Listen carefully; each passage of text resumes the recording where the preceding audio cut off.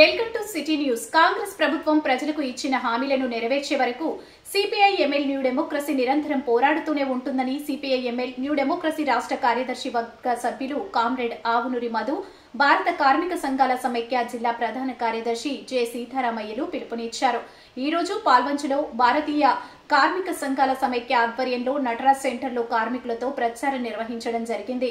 కాంగ్రెస్ ప్రభుత్వం అధికారంలోకి వచ్చి 14 నెలలు అవుతున్నా ఇప్పటి వరకు ఒక్క సమస్య కూడా పరిష్కరించలేదని, ఈ రాష్ట్రంలో గత టీఆర్ఎస్ ప్రభుత్వం అవలంబించిన వైఖరిని కాంగ్రెస్ ప్రభుత్వం కూడా అవలంబిస్తుందని వారన్నారు. ఈ జిల్లాలో ప్రారంభమైన సీతారామ ప్రాజెక్టు నీళ్లు ఇక్కడ రైతులకు ఇవ్వకుండా 3 మంత్రులు పక్క జిల్లాలకు మళ్లించడంలో ఆంతర్యమేమిటో చెప్పాలని ప్రశ్నించారు. తెలంగాణ రాష్ట్రంలో కనపడుతున్నది. ఆ స్థితిలో వీటిని అమలు చేయమని చెప్పి సిపిఐ-ఎంఎల్ న్యూ డెమోక్రసీ డిమాండ్ చేస్తూ ఈ నెల మొత్తం టోటల్గా దశల వారీ ఆందోళన కార్యక్రమం పిలుపునిచ్చింది.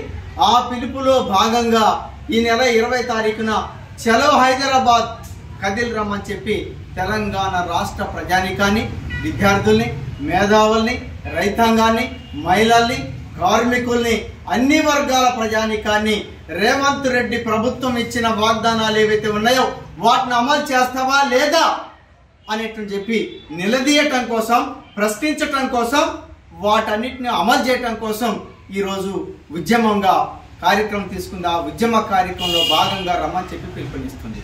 రైతాంగానికి పంట రుణాలని రద్దు చేస్తాను అనేట్టు చెప్పాడు. ఎక్కడ రద్దయ్యాయి?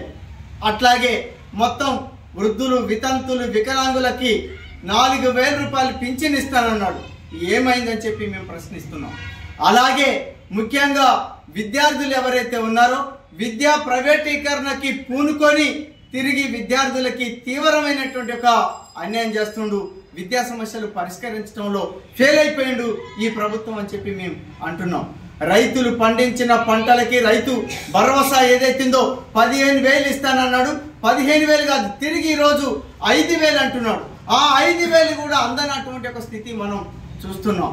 ఎట్లా కార్మికుల్ని రెగ్యులరైజ్ చేస్తాననేటువంటి చెప్పాడు.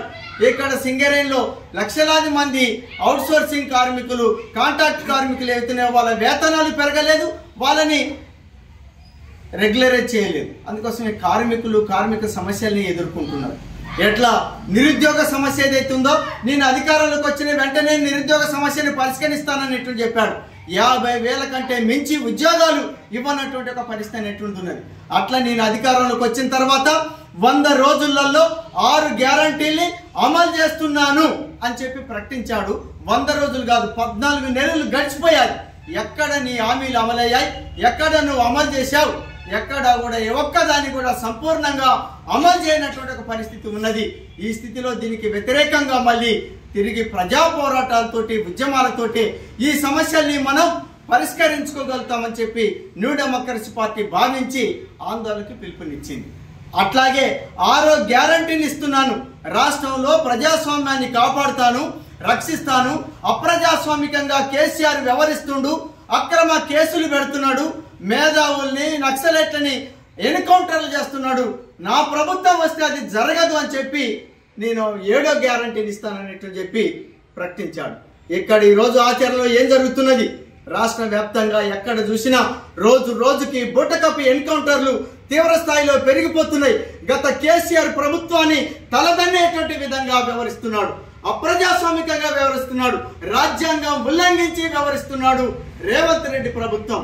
దేశంలో ఉండేటువంటి మతోన్మాద బీజేపీ ప్రభుత్వం ఆదివాసీ గిరిజనుల పైన దాడులు చేస్తూ, బూటకపు ఎన్కౌంటర్లు చేస్తూ, హత్యలు చేస్తున్నటువంటి ఒక స్థితిని ఇవాళ తెలంగాణ రాష్ట్రంలో ఇవాళ రేవంత్ రెడ్డి ప్రభుత్వం కూడా, కేసీఆర్ ప్రభుత్వం కూడా ఏ వైఖరిని అయితే అనుసరించిందో అదే వైఖరిని మతోన్మాద బీజేపీ మోడీ ప్రభుత్వం ఏ వైఖరి అనుసరిస్తుందో అదే వైఖరిని అనుసరిస్తున్నటువంటి ఒక పరిస్థితి ఉన్నది. అందుకోసం ఈ స్థితిలో ప్రజాస్వామ్యాన్ని రక్షించుకుందాం.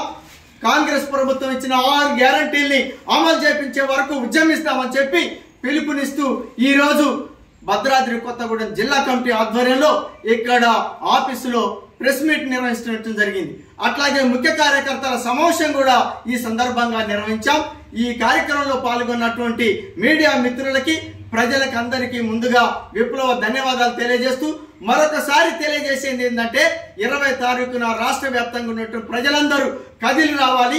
రేవంత్ రెడ్డి ప్రభుత్వం ఇచ్చిన వాగ్దానాలు అమలు చేస్తావా లేదని చెప్పి ఈ ప్రభుత్వాన్ని, మంత్రుల్ని, ముఖ్యమంత్రిని గల్లబట్టి నిలేసేటువంటి విధంగా మన ఉద్యమ పోరాటాన్ని పదునెక్కిద్దామనేటువంటి తెలియజేస్తూ ఈ అవకాశం ఇచ్చిన మీ అందరికీ విప్లవ ధన్యవాదాలు తెలియజేస్తూ ముగిస్తున్నాం.